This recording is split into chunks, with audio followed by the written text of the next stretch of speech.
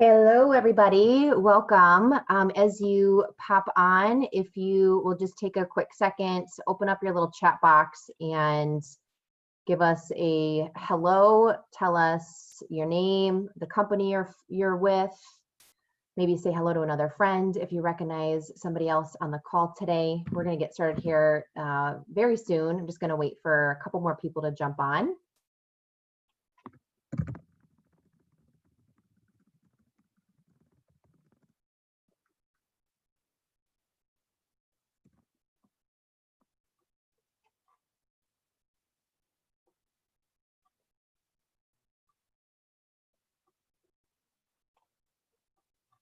Nice. Hey, everybody. Hey, Erin. Rob, Carrie, Ginger, what's up? Thanks for being here, guys. Thank you for joining us for our Wellness Wednesday webinar. For those that do not know me, my name is Maggie Littlefield, and I'm the Operations Manager at the Chamber of Commerce. And the Rising Professionals is a program through the Chamber of Commerce. And if you aren't aware of what the Chamber of Commerce is, we are pretty much the largest business connector in the region, and we have a membership of almost 400 business members, and we provide a ton of resources through business development, customer development, talent retention, and that's kind of where the Rising Professionals started. I actually have the privilege of serving on the Rising Professional Board of Directors and also the Professional Development Committee. I am very excited to welcome and introduce our speaker today. She is a dear friend of mine. Before we do that, I just have a few housekeeping items and a little shameless RP plugs to share with you. So if you don't know, we actually host these Wellness Wednesdays on the third Wednesday of every month. And I want to give a shout out to our professional development team, because they are the ones that plan and coordinate and bring the speakers and the content and all of that together. So big shout out to all of you. As far as upcoming events that the Rising Professionals have, we obviously have taken everything virtually at this point, and we will continue to connect and engage that way until we're able to safely meet again in person. But you can find all of our upcoming events online on our website at rpbeloit.com, or you can follow us on any of the platforms. We're on the Gram at RPBeloit, we're on Facebook, and also LinkedIn. And then I have one really big announcement that I'm very excited to share with all of you. We are bringing back RP Week. This is the third year that we are participating in this week-long event. So it is official, it is on the books. Mark your calendar for August 24th through August 28th for RP Week 2020. If you're like, Maggie, what the heck is RP Week? It's okay, let me explain. Beloit Rising Professionals Week is a collaborative week of events celebrating Beloit and the State Line area. And it's actually designed to engage, connect, and empower all the great things there are to experience as a young professional in Southern Wisconsin. This week actually connects Rising Professionals with key leaders in our community while engaging with local businesses. So a couple members from the board of directors have been working really hard to plan and put together some really fun events. So stay tuned, follow us on any of the platforms, get on our newsletter to make sure you're in the know about that week, because we have some really, really exciting and epic events planned for that. Lastly, I just have one more thing from me, and then I'll turn it over to Becca. But if you are brand new to the Rising Professionals, or maybe you're wondering how to get started or what that even looks like, the first step is obviously attending an event such as this. Second is joining as a member, which is just $20 a year. You can check with your company first on that expense, because most of the time they will reimburse you for that, especially if they are a member of the chamber. And then thirdly would be to join a committee. So if you're looking to just kind of put your foot one step further in it, you can head to our website and you can see some of the different committees that we offer, see if one speaks to you, and we'll get you plugged in that way. All right, gang. So please use that chat box to connect with Becca, ask questions, engage with everybody who's on the call today. If you have maybe any comments or questions for her, I'll be monitoring the chat and bring those to her kind of at the end of her presentation. Maybe give her a little bit of love and give her a virtual high five at some point as well. But if you do not know Becca, she actually handles client relations for a number of QPS customers in the area and leads business development in Beloit and Janesville, assisting her clients with hiring needs from the plant floor all the way into management positions. She brings 8 years of experience partnering with companies in the Northern Illinois and Southern Wisconsin markets. Becca actually joined the Rising Professional Board for 2 years as the chair for our social committee, and now she most recently serves on the professional development committee. She is a wife, a mama of 2, and she has a brand new baby puppy, and her and her family live in Roscoe. As I mentioned before, she is a dear friend of mine, and we actually started our friendship just a few years ago because of the Rising Professionals. So you're going to love her passion, her authenticity, and she's truly just a lovely human being. So Becca, the floor is yours. Thank you, Maggie. That was so sweet. I appreciate it. I'm going to hold off on sharing my screen for a quick second. So first, I just wanted to kind of get a little audience participation from those of us that are here.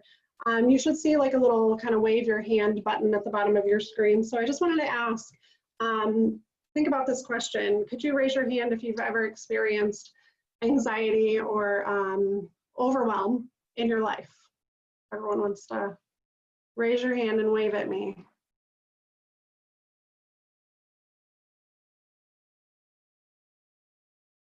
So good to know I am not alone, especially right now, you know, during this pandemic. I'm not going to spend much time focusing on COVID today. I think we've all heard a lot about that over the last, 8 to 10 weeks.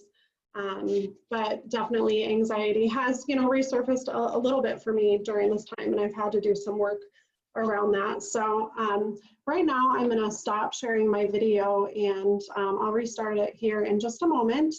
But I'm going to ask everybody if you could just take a second, get centered. You may be working from home, so this should be super easy for you to do. And I'm just going to invite you to close your eyes. So I'm going to ask you to think back to a time, maybe it's in your childhood, that you just felt pure happiness, pure peace. Can you think about where you were? Think about what's surrounding you. Are you inside the house? Are you outside the house that you grew up in? Maybe you're on vacation. Is there a parent nearby? So you're thinking about that time. Now I'm going to ask you to think about how you felt that day. Now remember, this was one of the happiest days in your life. Did you feel safe? Did you feel heard that day? Did you feel loved? And now I'm going to invite you to just take a deep breath with me. In through your nose and out through your mouth. And now I'm going to ask you to open your eyes. And I'm back. What I want to share with you is that the peace and happiness that you experienced that day, maybe it was as a child, maybe it was as an adolescent, is still available to you today. So I'm going to start sharing my screen here.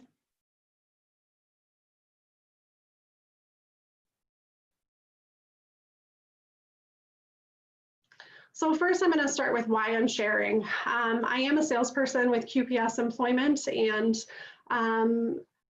salespeople notoriously like hearing themselves talk. That's not why I'm here today. It honestly takes a little bit of vulnerability for me to share this story publicly. I have shared, with close friends and family, the anxiety that I've dealt with the last 10 years. But to come onto a public platform, it does take some vulnerability. So I'm not just here to hear myself talk. I'm genuinely here, you know, to hopefully help somebody. I've always felt like, you know, I went through what I did kind of for my personal growth, but hopefully I can help others as well. So if you do see me looking down, I am reading from some notes about my life, which may seem kind of silly, but this isn't a presentation that I've ever given before. So I just want to try to make it as smooth as possible for you guys. So I'm going to start back. I'm not going to go all the way back to my childhood. I'm just going to start back to my freshman year of college.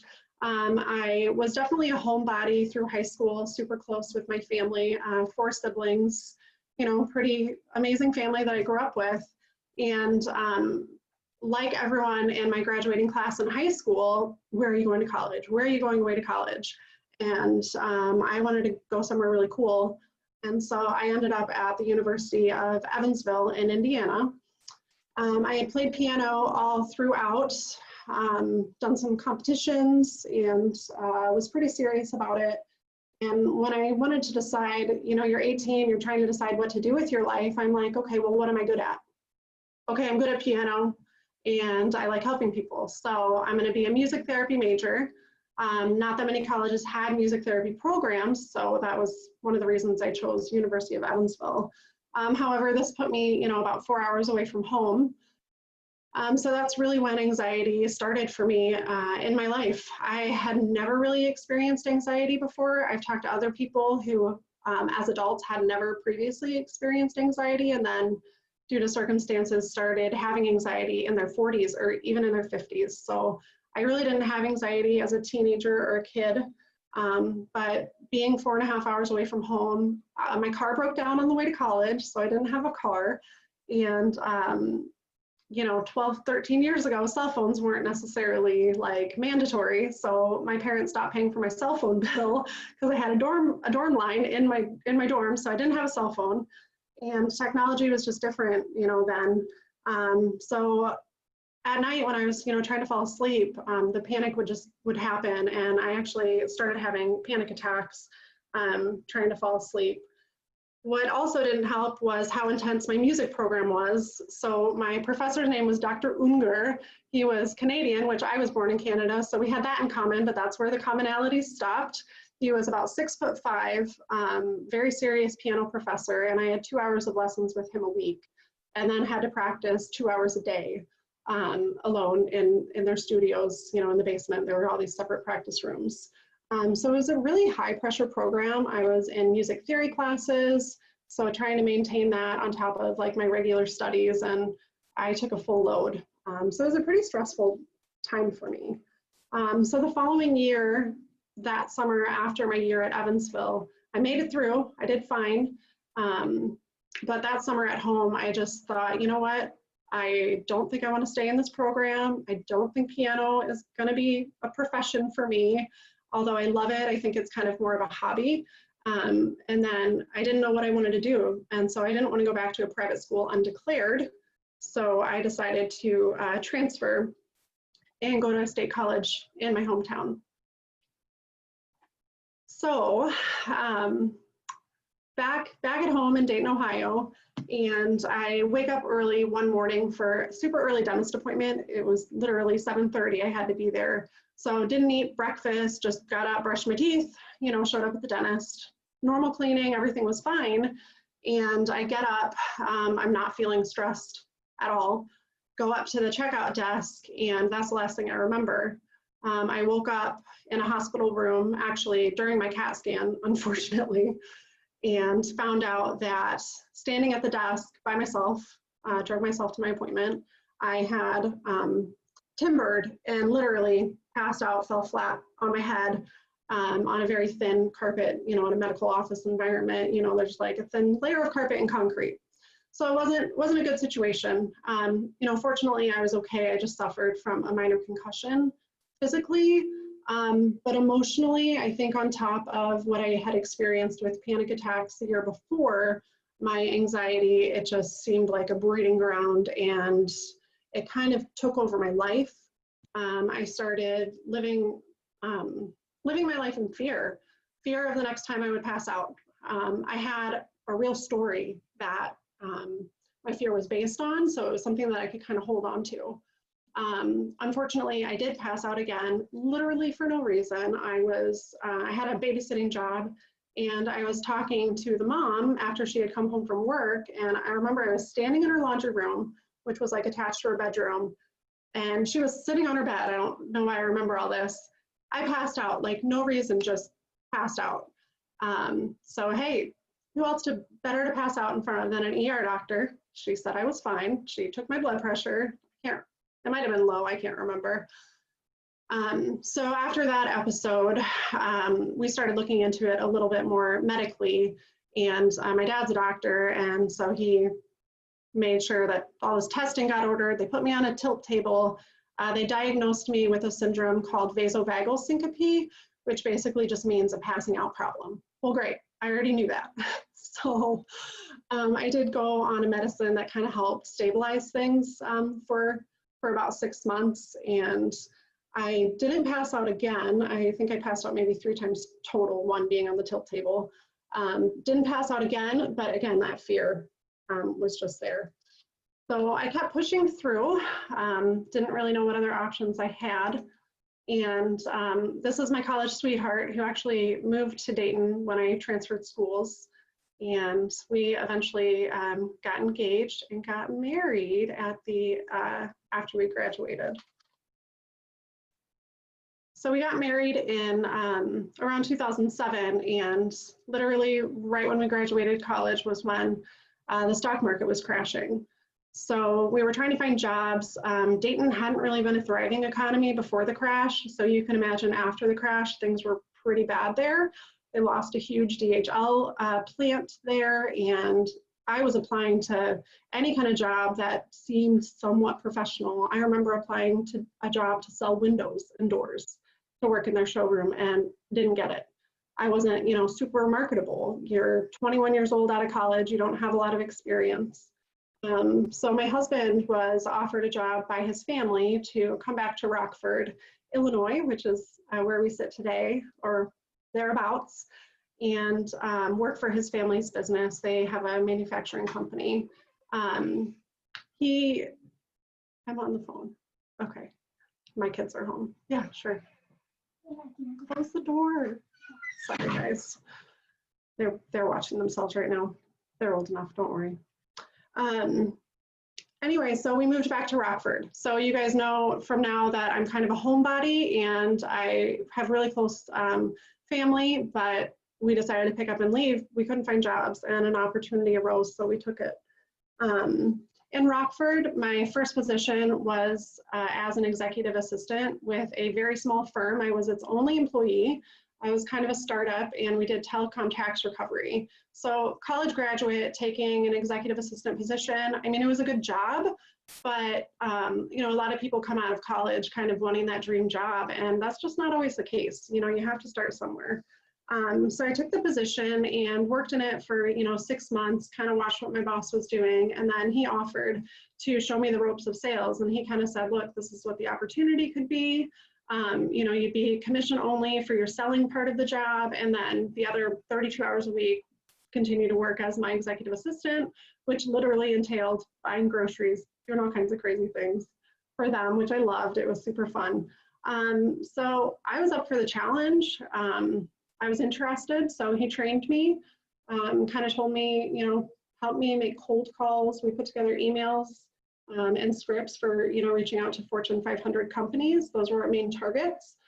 Obviously, after the economy crashed, recovering companies being able to recover telecom excise tax was a pretty attractive offering, money that was lost, and we found it for them. So I spent about a year and a half doing that, and I got the taste for winning deals, getting into kind of hard to get in doors. I actually got signed agreements with Procter & Gamble. That was one of my biggest clients, and got an in-person meeting for us in Cincinnati.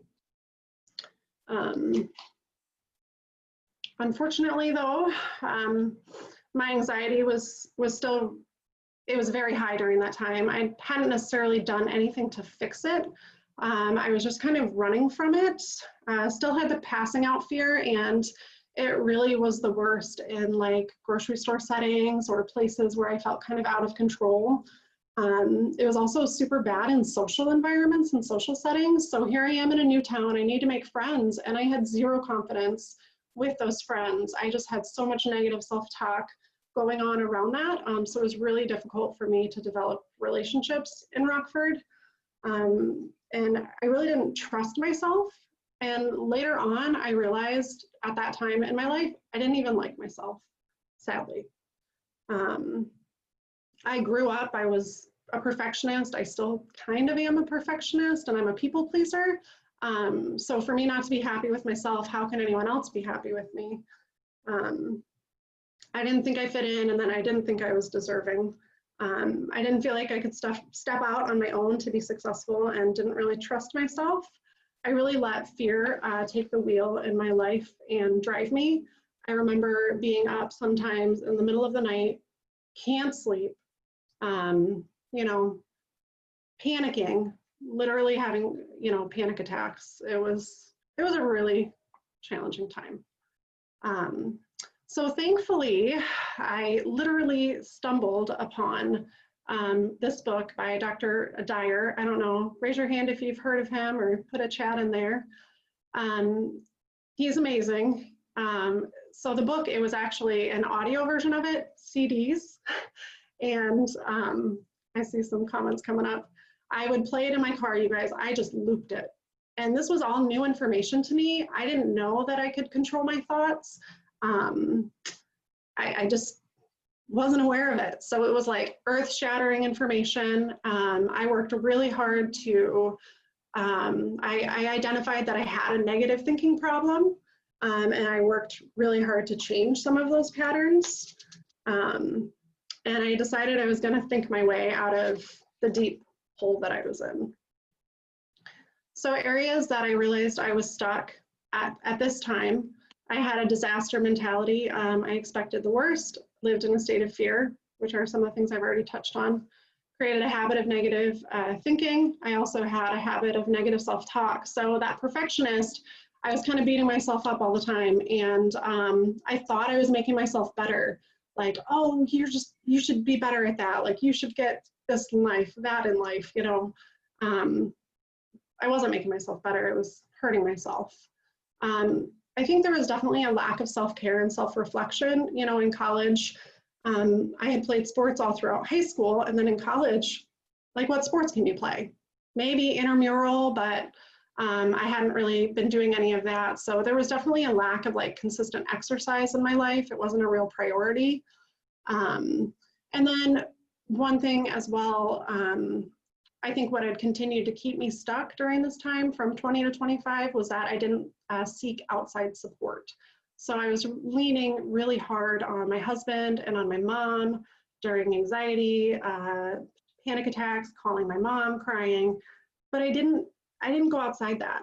And those resources were available to me. You know, we had health insurance, I could have gotten counseling, but I chose to kind of deal with it on my own. It wasn't something I had grown up seeing a lot of, and I didn't really know that that was acceptable. Anxiety for me was connected a lot to being overwhelmed, especially after I had kids. So after kind of starting my journey of, you know, some self-reflection, I did start a consistent exercise program. Honestly, I just started running, jogging.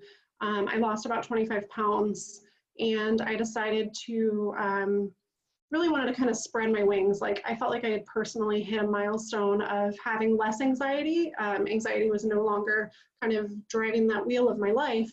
And my mom and sister had an opportunity to go to South Africa with my uncle. He is a doctor and does AIDS work there. And I literally raised my hand and I said, "Can I go? I have nothing to offer. I know my sister wants to be a medical student. I got no medical anything, but I was like, I'll carry luggage. I'll bring clothes. I'll just help. I don't know what I'll do." And they let me go. My uncle actually gave me airline miles, and I got to go to South Africa with them. So at that time, which was kind of a neat thing that came of it, you know, I think this is in my life when I started really taking risks. Maybe selling telecom tax recovery was a risk, but still anxiety was high. One really cool thing that came of this trip was one of the people that went with us let my uncle borrow their Canon camera. And this was our videographer that we hired, but I'm the one behind the camera that got to use like the longest lens I've seen in my life. I had no idea really how to operate the camera, so I just did it kind of on automatic. But I had kind of a natural knack for, you know, kind of seeing the shot, setting the shot up, and basically just found a love for photography that I wasn't even aware of. So that was my first experience behind a camera, and that kind of led me to, when I got back, thinking like maybe I could do more with this. So I took some classes at Rock Valley College and night classes. So I was working full time, found out I was pregnant with my first child, and decided to enroll in some photography classes at night. And then eventually got connected with a local photographer and helped photograph about 10 to 12 weddings over 2 years. The photo on the bottom was actually a wedding that I did with a friend of mine. So we're both amateur photographers. We took on a job to shoot this wedding. We actually did 2 together. Super nerve-wracking, but I think we did pretty well. So kind of the takeaway is, you know, when I took risks in my life, that's kind of where I saw the payoff. So I was, life was moving in the right direction, let's just say that. But old habits die hard.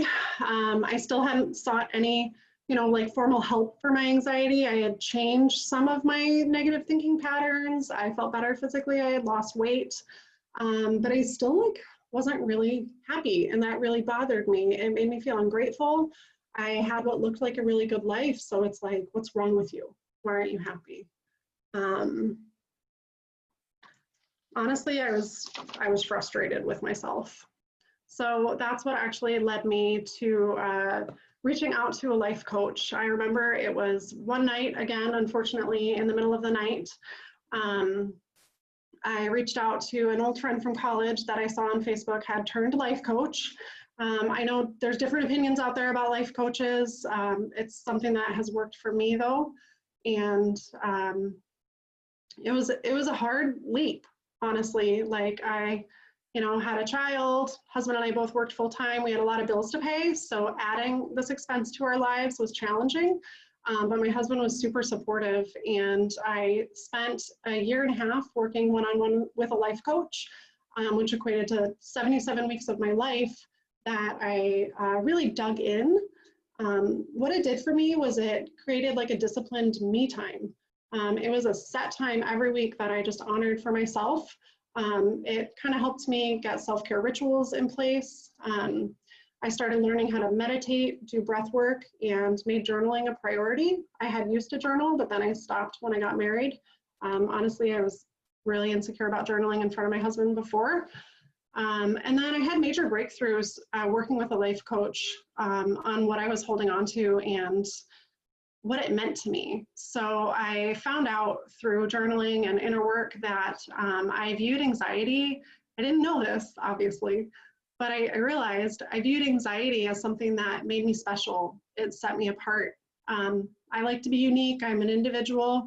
And unfortunately, I picked kind of an unhealthy thing subconsciously that I thought kind of made me special. And once I realized that, I could kind of start changing that belief and kind of change my belief to anxiety is not productive. Anxiety isn't helping me. And find other ways, you know, to feel special. So I think before, what I had done with like all this self-help stuff is I was trying to change my thoughts, and it was so frustrating. I just wanted to think positively, like positive thinking, you know, that's great, right? But what I really had to do was dig deeper and start changing my beliefs about myself and about the world around me. Changing my beliefs that the world is a scary place. So I started examining my inner stories and asking myself if it was true. So if I thought my boss thinks I'm doing a bad job, that could make me really anxious. Maybe I won't be able to sleep that night, and because I know I'm going to see him in the morning first thing. So then you take that thought and you examine it. Is it true? Probably not. So that really helped me a lot. So a few years later, an opportunity came along for me. So kind of going back to like my professional journey, to help my husband's uncle and dad actually start a local staffing agency. They wanted me to head up sales. I was in an HR assistant role with a manufacturing company in Rockford. So I had gained more self-assurance, during the years of kind of working on myself and my self-confidence. So I took the opportunity. We grew the company together to about 6 million in sales locally, and just over a short amount of time, they sold it. I stayed on with the new company for 1.5 years after that, and really started building a track record of, having the ability to get into doors that were kind of hard to get into, building and maintaining client relationships. I really loved what I did, partnering, with clients and helping them solve employment problems. So it was kind of cool to see, some of my goals in life kind of coming to fruition. So after the company had been sold, after my family sold the agency to a national firm, an RVP from QPS started reaching out to me. I had known him from when I was in an HR role. And we started kind of talking, and he said, are you looking for a change? And I wasn't. But the timing felt okay. I wasn't working for my family anymore. I missed some of those dynamics of working for a smaller company. So I took the job as account executive at QPS about 3 years ago. And my self-confidence, it's come a long way. And that's really through taking a lot of risks in my life, kind of testing the waters, going to events alone that I hadn't felt comfortable going to. And every time just kind of realizing like, you got this, and succeeding. So now I had sales in Beloit and Janesville for QPS, and it's a challenge, and I'm growing every day. So I'm kind of getting to the end here, guys. So for me, to kind of recap, and then I have a few more takeaways after this, striving for perfection, it didn't work for me. I was honestly constantly disappointed in myself, from the age 20 to 25 until I started working with a life coach. And it was once I started really practicing like self-acceptance and love that I started feeling comfortable in my own skin. I could look people in the eyes and, have a confident, comfortable conversation. I recently read the book, raise your hand if you've ever read Malcolm Gladwell's Outliers. So I read that a few months ago, and he has a 10,000 hour rule. It's a pretty good book. I'm seeing some comments there. So his magic number is, well, his point is, you don't need to be born a natural athlete. You don't need to be born with a really high IQ to be excellent at something and to be successful. You just need to dedicate yourself to the art of learning, and you can be an expert, at a certain practice. So after I read that book, I've come so far in my journey, I realized that I'm a master now. I'm a master of myself, of personal growth and development. Although I don't practice it as a counselor or anything like that, I've spent about 10 years learning and growing to, live a happier life, and now consider myself an expert. So I just wanted to give you guys some practical ways to deal with anxiety. It still comes up for us. I no longer have panic attacks, thank God. But like I said, anxiety, resurfaces for me at times. So some things that my life coach had really helped me with was, some of it's so practical too. Make a schedule for yourself. So calendar in your top priorities. And don't just calendar them in, do them. So honor yourself by completing them. When you make a goal for yourself and then you don't complete it, you're kind of sending a subliminal message that you don't matter.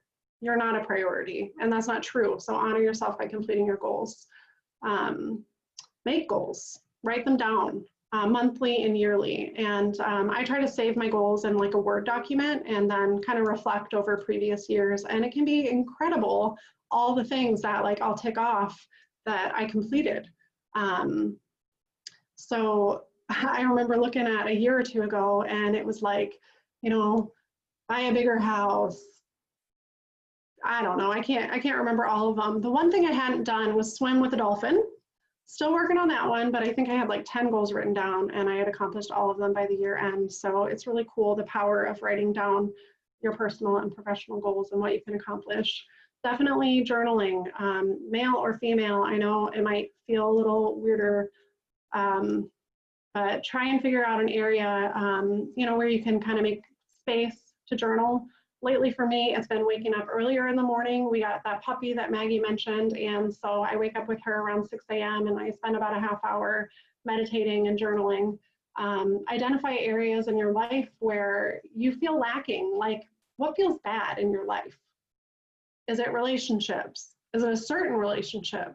And then figure out ways, just address those areas. Pick up the phone, call that person that you want to see more. Make a play date with your friend's friend. Like, put yourself out there. You have to take risks in order to grow. You have to make yourself vulnerable in order to grow.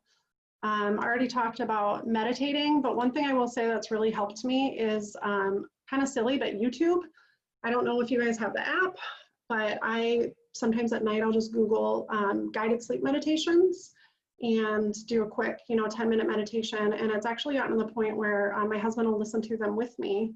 And sometimes we even do like before sleep yoga. And if you guys know my husband, that's definitely kind of out there for him. So he's getting out there with me, which is super fun. Practice radical acceptance. I had for years, gosh, probably 6 or 7 years, unfortunately practiced beating the heck out of myself emotionally. Notice your self-talk. Are you beautiful? Oh, or do you look like crap today? Notice that self-talk. Ask yourself the question, would a good friend talk to you that way? Would Maggie sit here and tell me like your hair looks like crap today? No, so quit telling yourself that. When my mom tell me I really didn't put 100%, into my kids this week, no, she'd tell me I'm a great mom. So we are literally our own worst critic, and all it's doing is hurting us.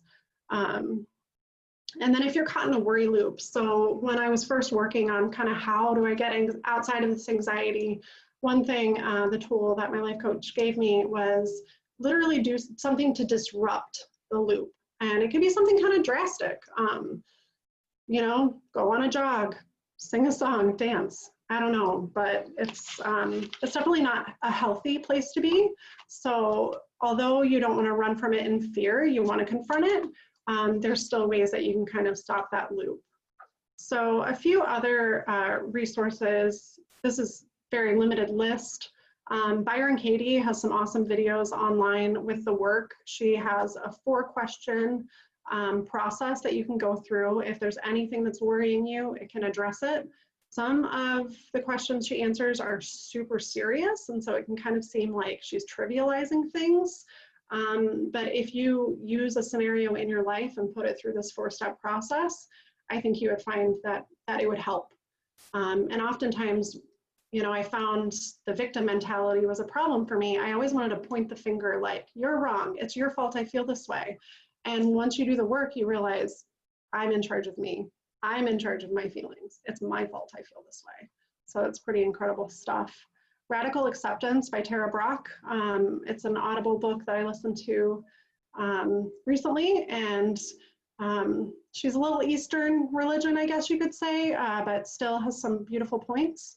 A life coach I worked with, her name is Sherry. She's actually out in Atlanta, Georgia, but you can find her on Facebook at Centered Soul Space. And I was going to get her email too, so if anyone wants that, I can get that for you. And oops, let me go back. Previous. And then this app, it's called BrainTap Pro. It's a guided meditation app that actually my chiropractor had recommended. So it's kind of neat. It kind of gets you just in a really relaxed place. And then this is the bedtime yoga I was telling you guys about. I do a lot of like yoga with Adriene type of YouTube videos, but this yoga is kind of neat because they're just talking you through it. So you're not distracted by watching someone else practice yoga. You're just practicing yoga by listening. So bedtime yoga, slow down for sleep is kind of a neat resource. And I'm definitely here, if you guys have questions or, curious about anything else from me.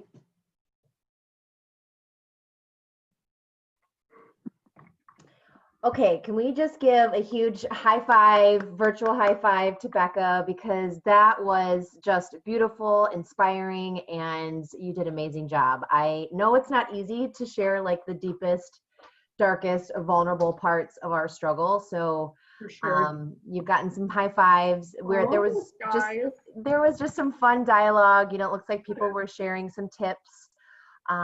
Like goal wiring is very good. Making weekly goals has helped them. Mm-hmm. I shared a few of my fun resources. It looks like Rob's suggested the energy bus. That's a good read.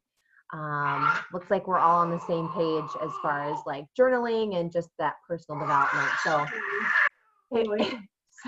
yeah, this is, single mom life today. My 8-month-old is awake from her nap. So she's got something to say. So thank you, Becca, again for your time and sharing your story. We will record this and share that with the attendees. So if you guys want to connect with Becca, I'm sure we'll share her email address and that sort of thing if you want to talk with her more one-on-one. Awesome. Thank you guys for coming and listening to me share today. Appreciate it. All right. Have a great day, everybody. See you guys at the next event.